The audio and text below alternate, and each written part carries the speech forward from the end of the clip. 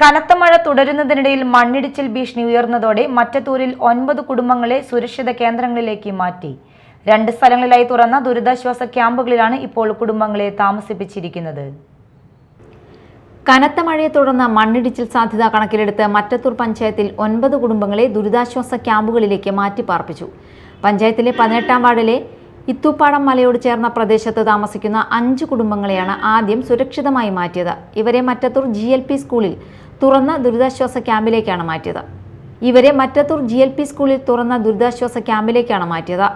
5 കുടുംബങ്ങളിലായി 15 പേരാണ് നിലവിൽ ക്യാമ്പിൽ കഴിയുന്നത്. ഇവർക്കായി ഭക്ഷണം ഉൾപ്പെടെയുള്ള അടിസ്ഥാന സൗകര്യങ്ങൾ അധികൃതർ ഒരുക്കിയിട്ടുണ്ട്. തിങ്കളാഴ്ച ആരോഗ്യവകുപ്പ് സംഘവും ആശാപ്രവർത്തകരും ക്യാമ്പിലെത്തി മുഴുവൻ പേരുടെയും ആരോഗ്യ പരിശോധന നടത്തി.